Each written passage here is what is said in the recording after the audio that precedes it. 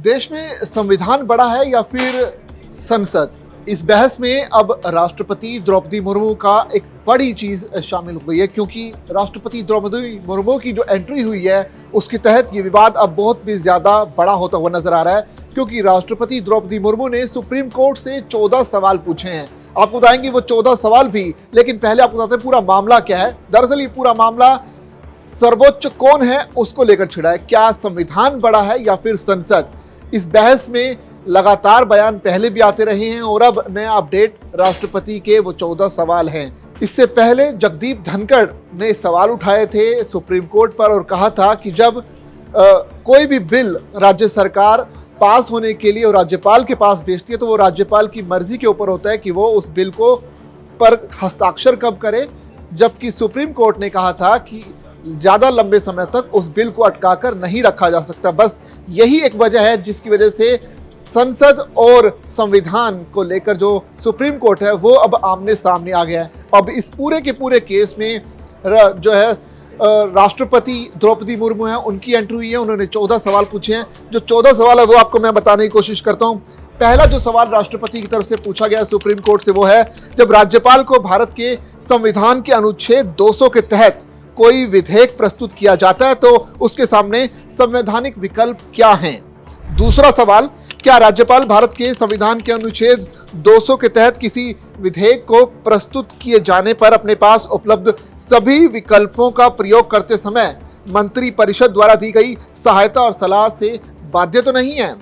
तीसरा सवाल, क्या राज्यपाल द्वारा भारत के संविधान के अनुच्छेद 200 के तहत संवैधानिक विवेक का प्रयोग न्यायोचित है? ये एक सवाल है। इसके अलावा चौथा सवाल जो कि राष्ट्रपति की तरफ से पूछा गया सुप्रीम कोर्ट से वो है कि क्या भारत के संविधान का अनुच्छेद 361 भारत के संविधान के अनुच्छेद 200 के तहत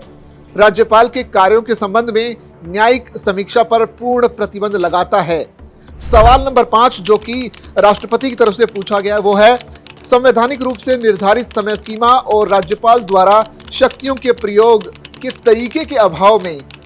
क्या राज्यपाल द्वारा भारत के संविधान के अनुच्छेद 200 के तहत सभी शक्तियों के प्रयोग के लिए न्यायिक आदेशों के माध्यम से समय सीमाएं लगाई जा सकती हैं और प्रयोग के तरीके को क्या निर्धारित भी किया जा सकता है? छठा सवाल है वो काफी अहम माना जा रहा है, क्योंकि क्या भारत के संविधान के अनुच्छेद 201 के तहत राष्ट्रपति द्वारा संवैधानिक विवेक का प्रयोग न्यायोचित है? ये एक सवाल है। सातवां सवाल जो राष्ट्रपति की तरफ से पूछा गया है वो है कि संवैधानिक रूप से निर्धारित समय सीमा और राष्ट्रपति द्वारा शक्तियों के प्रयोग के तरीके के अभाव में क्या भारत के संविधान के अनुच्छेद 201 के तहत राष्ट्रपति द्वारा विवेक के प्रयोग के लिए न्यायिक आदेशों के माध्यम से समय सीमाएं लगाई जा सकती हैं और प्रयोग के तरीके को निर्धारित किया जा सकता है? आठवां सवाल, राष्ट्रपति की शक्तियों को नियंत्रित करने वाली संवैधानिक योजना के प्रकाश में क्या राष्ट्रपति को भारत के संविधान के अनुच्छेद 143 के तहत संदर्भ के माध्यम से सर्वोच्च न्यायालय की सलाह लेने और राज्यपाल द्वारा राष्ट्रपति की सहमति के लिए विधेयक को सुरक्षित रखने या अन्यथा सर्वोच्च न्यायालय की राय लेने की आवश्यकता है या नहीं? सवाल नंबर 9 जो सुप्रीम कोर्ट से पूछा गया है वो है कि क्या भारत के संविधान के अनुच्छेद 200 और अनुच्छेद 201 के तहत राज्यपाल और राष्ट्रपति के निर्णय कानून के लागू होने से पहले के चरण में न्यायोचित हैं? क्या न्यायालयों के लिए किसी विधेयक के कानून बनने से पहले उसकी विषय वस्तु पर न्यायिक निर्णय लेना स्वीकार है या नहीं है? 10वां सवाल जो राष्ट्रपति की तरफ से पूछा गया है वो है कि क्या संवैधानिक शक्तियों के प्रयोग और राष्ट्रपति या राज्यपाल के आदेशों को भारत के संविधान के अनुच्छेद 142 के तहत किसी भी तरह से प्रतिस्थापित किया जा सकता है या नहीं? तो कुल 14 सवाल पूछे गए, जिसमें 11वां जो सवाल है, क्या राज्य विधानमंडल द्वारा बनाया गया कानून भारत के संविधान के अनुच्छेद 200 के तहत राज्यपाल की सहमति के बिना लागू कानून है? सवाल नंबर 12, भारत के संविधान के अनुच्छेद 145(3) के प्रावधान के मद्देनजर क्या इस माननीय न्यायालय की किसी भी पीठ के लिए अनिवार्य नहीं है कि वो पहले ये तय करे कि उसके समक्ष कार्यवाही में शामिल प्रश्न ऐसी प्रकृति का है जिसमें संविधान की व्याख्या के रूप में कानून के महत्वपूर्ण प्रश्न शामिल हैं और इसे कम से कम 5 न्यायाधीशों की पीठ को संदर्भित करें। सवाल नंबर 13, क्या भारत के संविधान के अनुच्छेद 142 के तहत सुप्रीम कोर्ट की शक्तियां प्रक्रियात्मक कानून के मामलों तक सीमित है, या फिर भारत के संविधान का अनुच्छेद 142 ऐसे निर्देश जारी करने या आदेश पारित करने तक विस्तारित है जो संविधान या लागू कानून के मौजूदा मूल या प्रक्रियात्मक प्रावधानों के विपरीत या असंगत है। और आखिर में जो सवाल पूछा गया, सवाल नंबर 14, क्या भारत के संविधान के अनुच्छेद 131 के तहत मुकदमे के माध्यम से छोड़कर केंद्र सरकार और राज्य सरकारों के बीच विवादों को हल करने के लिए सुप्रीम कोर्ट के किसी अन्य अधिकार क्षेत्र को रोकता है या नहीं। तो ये जो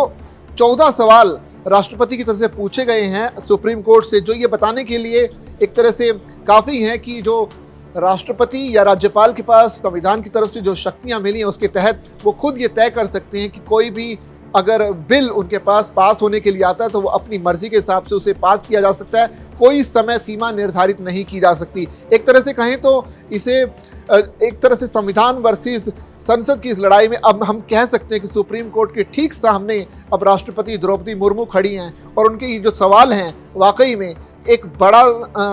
एक डिसीजन की तरफ जाते हुए ले जा सकते हैं, क्योंकि जिस तरह से ये सवाल पूछे गए हैं आने वाले वक्त में ये तय करेंगे कि आखिर में देश के राष्ट्रपति और राज्यपाल के पास क्या क्या शक्तियां हैं और किस तरह से इन शक्तियों को आगे लाया जा सकता है। अगर पूरे मामले की थोड़ा सा बैकग्राउंड में जाया जाए तो आप बताएं कि ये जो पूरा मामला है शुरू होता है तमिलनाडु विधानसभा से। तमिलनाडु विधानसभा की तरफ से कुछ विधेयक राज्यपाल को भेजे गए थे और उन्हें पास हुए काफ़ी समय हो चुका था, पास होने की इंतज़ार था। जब वो पास नहीं हो रहे थे राज्यपाल की तरफ से तो तमिलनाडु सरकार इसे मामले को लेकर कोर्ट के पास गई और कोर्ट ने वहां से टिप्पणी की कि राज्यपाल लंबे समय तक उन विधेयकों को अपने पास अटका कर नहीं रख सकते, यानी एक तय समय सीमा है जिसके तहत उन विधेयकों को पास करना होगा, अन्यथा इसे ऑटोमेटिकली पास मान लिया जाएगा। बस यही एक टिप्पणी थी जिसके बाद ये पूरा विवाद हुआ और उसमें पहले जगदीप धनखड़ आए। उन्होंने कहा कि नहीं, राज्यपाल के पास अपनी ताकत है, वो अपने हिसाब से उन बिल को पास कर सकते हैं। और उसके बाद बीजेपी के जो सांसद हैं वो भी सामने आए और उनकी तरफ से भी जिस तरह से निशिकांत दुबे की हम बात करें, निशिकांत दुबे भी सामने आए। उन्होंने कहा कि संसद सर्वोच्च है, संसद के द्वारा जो कानून पास किया जाता है उसमें जो सुप्रीम कोर्ट है उन्हें दखल नहीं देना चाहिए। और अब पूरा मामला सुप्रीम कोर्ट के बाद अब जो पूरा मामला राष्ट्रपति के पास पहुंच गया। राष्ट्रपति ने भी पूछा कि क्या सुप्रीम कोर्ट इस तरह से टिप्पणी कर सकती है, लिहाजा उन्होंने 14 सवाल पूछे। अब देखना पड़ेगा कि सुप्रीम कोर्ट का इस पूरे मामले पर क्या रुख होता है। आपकी इस पूरे मामले पर जो भी राय हो आप कमेंट करके जरूर बता सकते हैं।